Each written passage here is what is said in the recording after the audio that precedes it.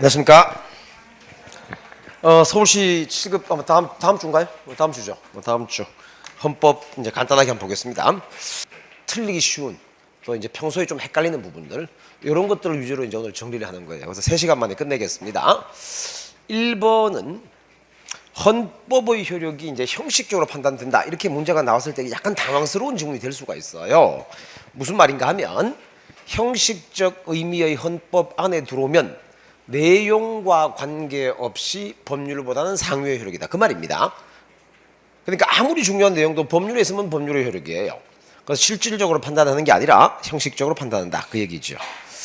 두 번째는 관습헌법도 성문헌법과 동일한 효력을 가진다. 이렇게 되어 있어요. 동일한 효력을 가진다는 말은 관습헌법을 개정할 때 어떤 식으로 해야 되죠? 이제 성문헌법에 관습헌법을 집어넣는 방식으로 해야 된다는 뜻입니다. 근데 이제 세종시 이전을 하면서 수도라는 게 관습헌법이잖아요. 대한민국의 서울은 대한민국의 수도는 서울이다. 이게 관습법인데 그거를 헌법 전에 집어넣는 방식으로 해야 돼요. 들어온다 그러면 대략 몇 조쯤 되는가 하면 하여튼 1조에서 9조 사이에 들어오게 됩니다. 1, 2, 3조는 아닐 거고 1, 2, 3조는 이제 주권, 국민, 영토니까 그 다음에 이제 4조에서 한 9조 사이쯤 들어오게 돼요. 들어온다면은 하여튼 어쨌든 그런 식으로 헌법 전환에 넣는 방식으로 해야 되지 법률의 개정으로는 안 된다. 그 얘기죠. 그 다음에 합헌적 법률 해석과 규범 통제. 그래서 규범 통제라는 말은 다 알면서도 틀린다니까. 왜냐하면 규범 통제가 위헌 법률 심판이라는 뜻이에요. 위헌 법률 심판 안에 적어놨죠, 내 거기다가. 그렇기 때문에 결국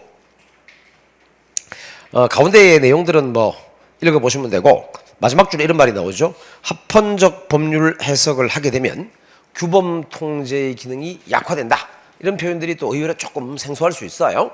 왜 그렇죠? 합헌적 법률 해석을 하면 가급적 법률을 합헌적으로 해석하니까 위헌 법률 심판하고는 조금 포인트가 달라지는 거죠. 그런 정도를 봐두시면 되겠네요. 그리고 합헌적 법률 해석은 반드시 규범 통제를 전제로 하는 건 아니에요. 그래서 규범 통제, 헌재가 위헌 법률 심판을 할 때도 합헌적 법률 해석을 하지만 뭐 그 외의 일반적인 경우에도 많이 합니다. 그 다음에 이제 목적에서 뭐 다른 건 잘 아실 거고 세 번째 합헌적 법률 해석은 별도의 근거 없이 가능해요.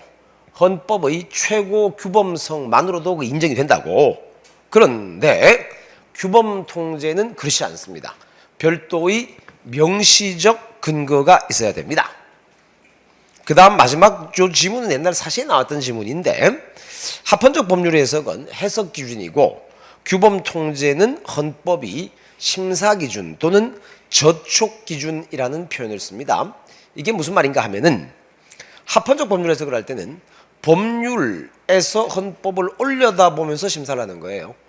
그래서 해석 기준이 되죠. 헌법이 어긋나면 안 되니까 헌법이 해석의 기준이 되는 거예요. 그런데 규범 통제는 뭡니까? 헌법의 입장에서 법률을 내려다보면서 뭔가 걸리는 게 없나 꼬투리 잡는 거란 말이야. 꼬투리 잡는다는 표현은 좀 어색하긴 한데 그런 뜻이라는 거예요. 그렇기 때문에 심사 기준 또는 저촉 기준으로 작용을 합니다. 자, 헌법관은 뭐 다른 건 다 잘 아실 거니까 기본권에 대한 인식 보겠습니다. 법실증주의는 기본적으로 주관적 공권성을 인정하지 않죠. 권리는 반사적 이익일 뿐이다.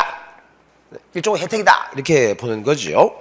근데 이제 결단주의가 되면은 천부 인권을 강조하고 주관적 공권, 대국가적 방어권을 강조를 합니다.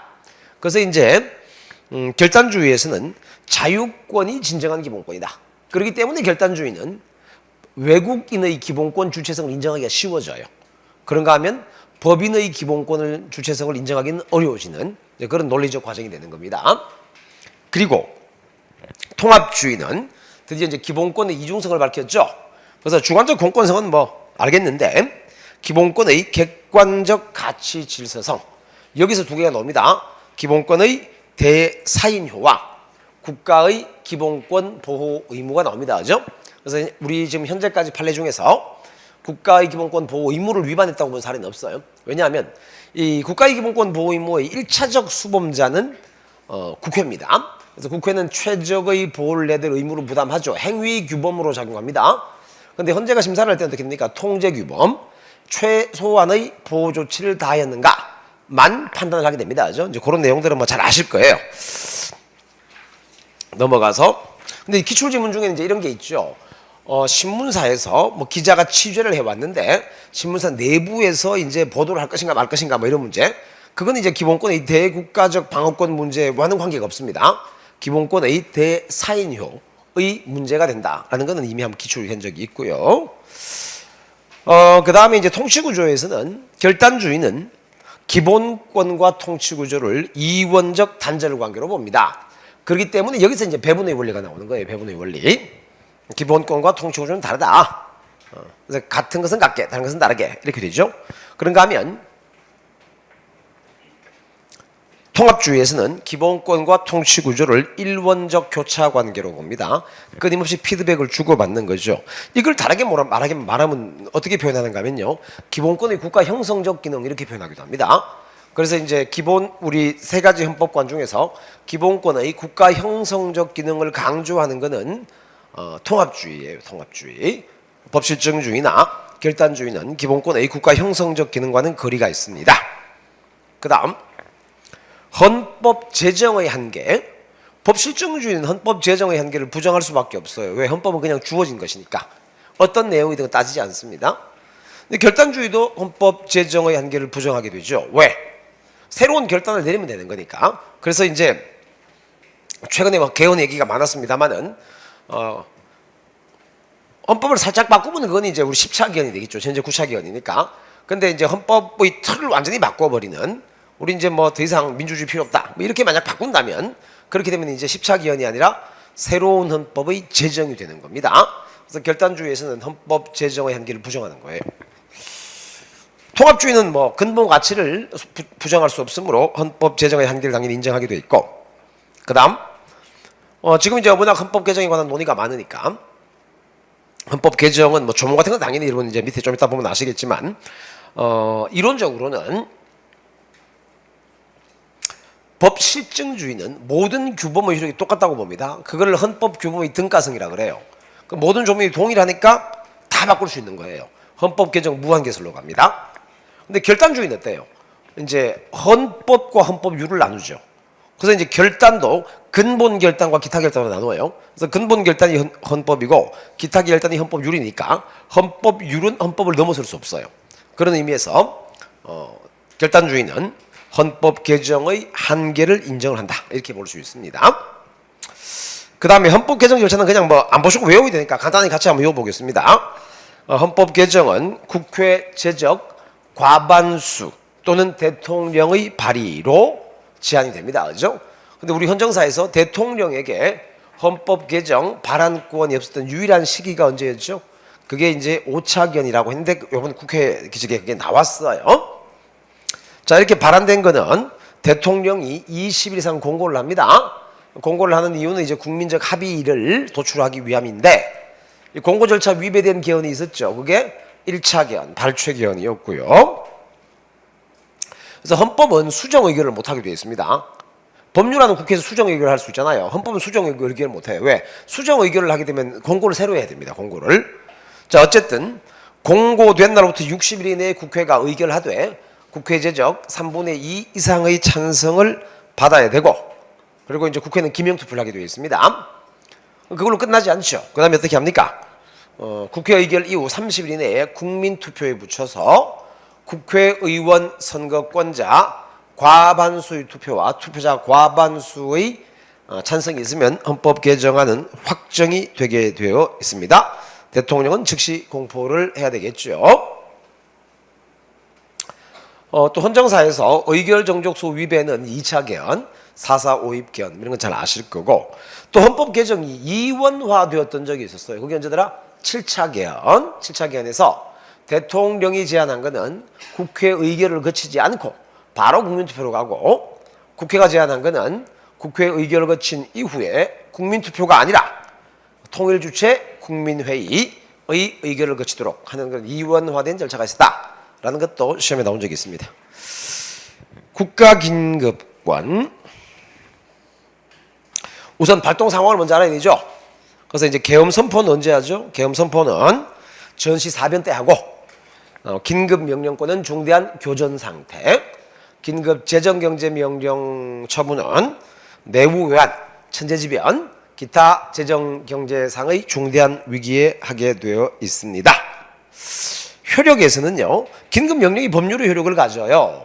그렇기 때문에 뭐 그렇게는 지금 많이 나왔잖아. 긴급명령으로 기본권 제한할 수 있냐? 할 수 있습니다. 법률의 효력을 가지니까. 또 그러면 긴급명령으로 기존의 법률을 개정 폐지할 수 있느냐? 가능합니다. 법률 효력이 있으니까.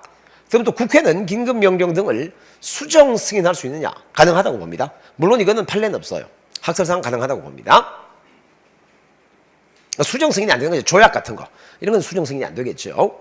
긴급명령은 가능하다. 그 다음에 계엄 선포 때는요, 비상계엄이 선포됐다는 전제 하에서, 이건 외우셔야 되는 겁니다. 그죠?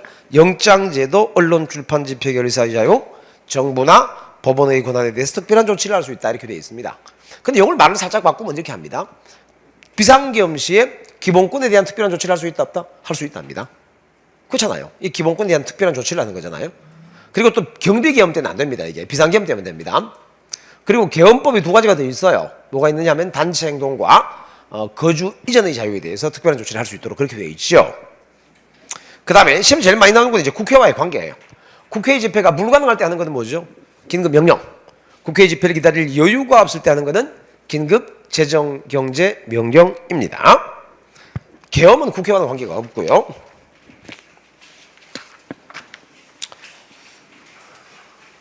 그 다음에 통제 방법은 긴급명령과 긴급재정경제명령은 대통령이 발동한 이후에 지체 없이 국회에 보고하고 승인을 받아야 됩니다. 근데 승인을 받지 못하면 그때부터 효력이 상실되는 거죠. 그 이전에 있었던 거는 효력이 유지가 돼요. 그리고 이제 계엄 같은 경우에는 지체 없이 국회에 통보하게 되어 있습니다. 통고, 보고가 아니죠. 그리고 승인을 받을 필요는 없는데 국회가 제적 과반수로 해제를 요구하면 대통령은 해제를 해야 됩니다.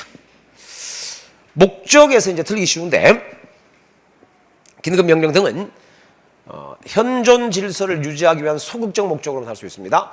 공공복리 달성과 같은 적극적 목적을 위해서는 행사할 수 없다라는 거 이제 기억하면 되겠죠. 그 다음에 위헌정당 해산은 잘 아실 거니까 이거는 말로 여러분들이 얼마나 알고 있는가 확인만 해보겠습니다. 내용은 읽어보면 되니까. 위헌정당 해산의 이제 사유가 어떻게 됩니까? 정당의 목적이나 활동 둘 중에 하나만 민주적 기본 질서에 위배되면 됩니다. 둘 중에 하나만. 그리고